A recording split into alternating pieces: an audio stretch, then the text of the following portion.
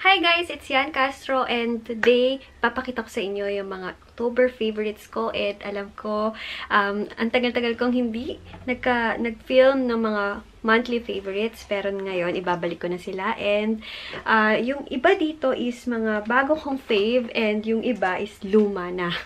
Pero ipapakita ko pa rin sa inyo kasi bonggang-bongga yung nabago nila sa aking life. Wow! Exaggerate. So, let's start na guys, okay? Ipapakita ko sa inyo yung ginagamit ko ngayon. Syempre, itong Canon PowerShot G7X Mark II na malaki ang binago niya sa feeling ko sa aking YouTube chorbanes na ginagawa ko na to. And yan yung gamit ko ngayon. And malaking binago niya. Syempre, unang-una sa quality. Alam niyo naman yan. And before kasi ang ginagamit ko guys is yung Samsung S6 ko na phone lang. Pero ngayon, nag-upgrade ako ng camera na subok na kasi halos ito ang gamit ng mga YouTubers ngayon. So, binili ko siya sa Camera House and sa mga nagtatanong, ang worth niya is 36,000 pesos. Pero once kinash mo siya, magde-less ka ng 2,000 pesos. So, nakuha ko siya ng 34,000 pesos. And pag binili mo siya guys, meron ka na kasamang gig. Meron na siyang free na 8 gig na memory card. And then, syempre, may mga charger. And then, yung strap. Meron na din. So, ayun. And, guys, kung naghahanap kayo ng magandang camera na sulit na, ito ang pwede kong ma-recommend sa inyo. And, subok ko na siya. Kasi maganda siya talaga. Ayan, itong Canon G7X Mark II. And, yun. Wala na akong masabing iba kasi maganda talaga siya. As in, worth it. Okay, next. Itong aking power bank. Ang tagal-tagal na sa akin ito. And binili pa to ng kapatid ko. Pinabili ko sa kanya. And yung tatak niya is MI. Hindi ko alam, guys, kung ayan, wait. Kung ano siya, kung original to. Pero feeling ko naman original. Kasi maganda. And matagal ko na siyang ginagamit. Pero hindi siya nasisira. And ang bili ko dito, feeling magkano ba to? Mga 600 to 800. Hindi ko sure ha. Pero, ayun, maganda siya. And ang tagal-tagal niyang malubat. Yun yung gusto ko sa kanya. Parang 4 times kong na-charge yung phone ko, nagamit itong power bank na to. So, okay to. And, pag umalis nga si Boyfie, gusto ko, meron siyang ganito kasi baka malubat siya sa airplane, diba? Hindi niya ako makontak. Harte. Guys, next, itong Bello Baby Cologne. Super fave ko to, guys. As in, ang bango niya. Ang bango as in, hindi ako mapapahiya sa inyo sa, na to, cologne. Kasi super duper bango. And yung scent niya is parang, basta hindi ko ma-explain na sweet, na may pagka-sour. Sour? Sweet and sour. Pero mabango siya, as in. Mabango. Itong color pink, ang itry nyo guys, kasi feeling ko siya yung pinakamabango sa lahat. Okay? Try nyo yung color pink. Next, ito guys, ang lagi ginagamit kong powder ngayon. Itong Revlon. Wala na siyang ang tawag doon? Basta yung sa harap, nabura na siya. Itong Revlon Absolute Radiance. And yung Everbile na two-way cake na powder. Nawala na din yung sa harap niya. Pero ito yung ginagamit ko halos everyday.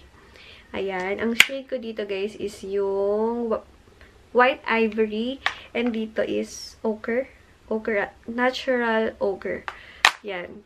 Yun yung mga shades ko sa dalawang favorite ko na face powder or powder foundation. Super ganda and mura na to. Ito mura lang. Ito medyo may pagkamahal pero okay na kasi maganda naman kasi siya. And matagal na siyang gamitan. Ang tagal-tagal na nito guys. Gamit ko na to pero chinen, wala. Konti pa lang niya. Pero super ganda. Meron, alam ko at to parang refill lang to. Pero meron siya talaga yung talagang maganda yung packaging niya pag hindi refill. Kasi pag ito, tsaka diba? So, pero pwede na sa akin to. Okay lang kahit walang mirror. Diba? Next, guys, ito gamit kong moisturizer. Pang everyday, itong Maxi Peel Concealing Cream. As in, ang ganda-ganda niya. Alam niyo naman na favorite ko yan. And, ang gusto ko dito is, hindi lang siya yung moisturizer para sa akin. Meron din siyang kahit pa paanong coverage. Kaya okay na okay. And ang shade ko is yung fair. Concealing cream ang nakalagay dito. Kaya nakukonceal niya. Yung pinaka, ano lang ha, pinaka, yung tawag doon, yung maliliit lang na dark spots. Pero hindi mo siya maaasahan, guys, kung yung malalaking dark spots or yung mga pimple, hindi niya natatakpan yun. Ano lang, very light lang yung nagagawa niyang coverage. Pero okay na din kasi maganda na siya. And para sa akin, hindi ako agad nag-oil up dito sa Maxi Peel Concealing Cream na to. For me ha. Next, itong gamit ko, KJM Lip Tint everyday. Everyday ko tong gamit, guys. Wait lang. Ayusin ko lang ang tripod ko. Okay. Naayos na. Pasensya na. Okay. Back to the video. Itong gamit ko, itong Cheek and Lip Tint. Itong Girl Talk, ang lagi kong shade na gamit. Yan yung gamit ko today sa aking cheeks and sa lips ko. Yan. Ganyan siya.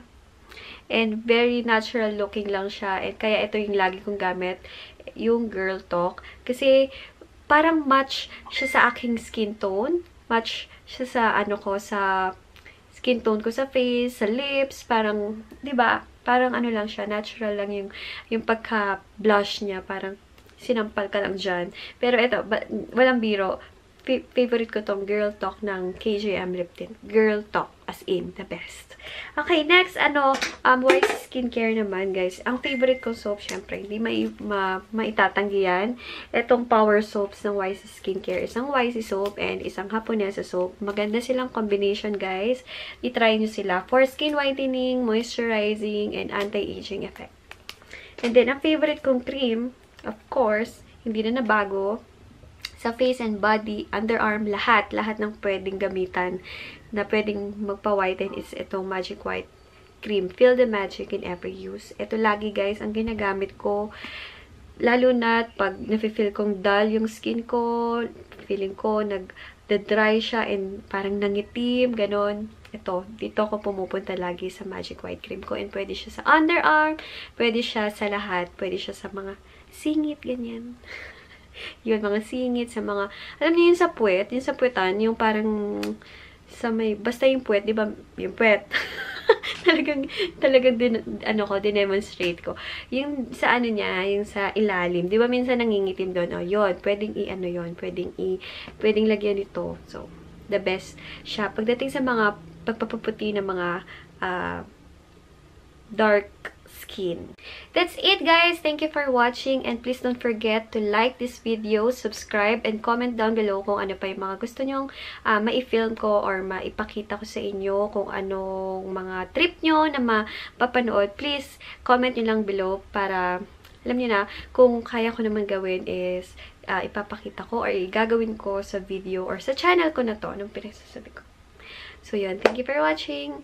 Bye! Sana nagustuhan niyo yung yung new lightings, new camera, and new background ko. Hindi ko alam. Pero hindi ako masyadong dito kasi may pagkaganyan-ganyan. Bye!